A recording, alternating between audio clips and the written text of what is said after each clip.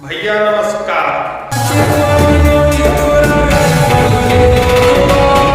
आशीष कमल के एगो ई वीडियो देखल जौन की बहुत बढ़िया पारिवारिक गाना गौले बड़न।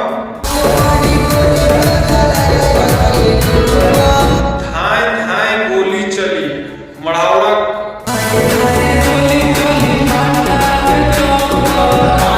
के चौक पर। बहुत बढ़िया ये गाना गौले बड़ा जौन की पारिवारिक गाना बा। तू लोग इन गाना लोग वीडियो देखल और वीडियो देख के एंजॉय लो। जौन की हम ऐसे ही पारिवारिक वीडियो ले आओ तो रहनी जौन की हमारा वीडियो में कुछ भी अश्लील ना हो।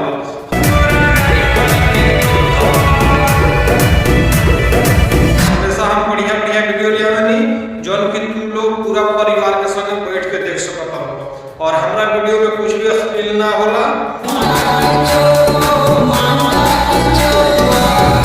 और तू इनकर एगो वीडियो देख लो, वीडियो देख के एंजॉय ले लो और अपना दोस्तों में ज्यादा से ज्यादा शेयर कर लो।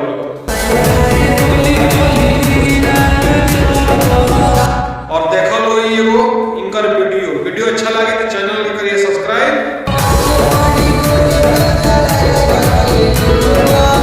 वीडियो के करिए शेयर और जानो इनकरा के सपोर्ट कर लो और इनकर गाना अपना दोस्तों में शेयर कर लो। जौन की इंदिरा से हमारा बात भई रहलो ई काला रंग का डाला था नहीं अपना YouTube चैनल पर। तू लोग वीडियो देख लो, एंजॉय लो और देख लो ये कितना बढ़िया वीडियो बावे।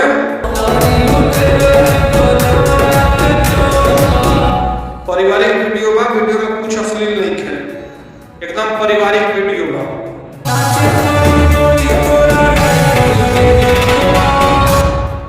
और बहुत बढ़िया बोले बनल।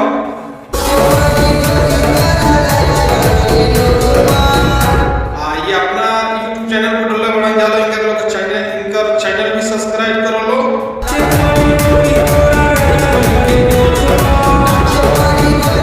और अपना दोस्तों में शेयर कर लो। जौन कि हम ऐसे ही वीडियो लेके आवत रहनी पारिवारिक वीडियो और देख लो इनकर एगो वीडियो और एंजॉय लो। जब तक खातिर नमस्कार, फिर मिले अगला वीडियो में। नमस्कार भैया नमस्कार। आशीष कमल के एगो ई वीडियो देखल जौन की बहुत बढ़िया पारिवारिक गाना गौले बड़न। धाय धाय गोली चली मढ़ौरा के चौक पर। बहुत बढ़िया ये गाना गौले बड़ा जौन की पारिवारिक गाना बा। तू लोग इन गाना लोग वीडियो देखल और वीडियो देख के एंजॉय लो। जौन की हम ऐसे ही पारिवारिक वीडियो ले आओ तो रहनी जौन की हमारा वीडियो में कुछ भी अश्लील ना हो। हमेशा हम बढ़िया बढ़िया वीडियो ले आवनी जौन की तू लोग पूरा परिवार के संग बैठ के देख सकत हो और हमारा वीडियो में कुछ भी अश्लील ना होला। और तू इनकर एगो वीडियो देख लो, वीडियो देख के एंजॉय ले लो और अपना दोस्तों में ज्यादा से ज्यादा शेयर कर लो। और देख लो एगो इनकर वीडियो अच्छा लगे तो चैनल के करिए सब्सक्राइब और वीडियो के करिए शेयर और जानो इनकरा के सपोर्ट कर लो और इनकर गाना अपना दोस्तों में शेयर कर लो। जौन की इंदिरा से हमारा बात भई रहलो ई काला रंग का डाला था नहीं अपना YouTube चैनल पर। तू लोग वीडियो देख लो, एंजॉय लो और देख लो ये कितना बढ़िया वीडियो बावे। पारिवारिक वीडियो बा, वीडियो में कुछ अश्लील नहीं है, एकदम पारिवारिक वीडियो बा। और बहुत बढ़िया बोले बनल। ये अपना YouTube चैनल पर डोले बना जालो, इनकर चैनल भी सब्सक्राइब कर लो और अपना दोस्तों में शेयर कर लो।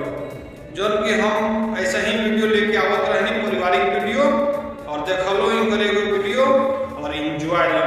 जब तक खातिर नमस्कार, फिर मिले अगला वीडियो।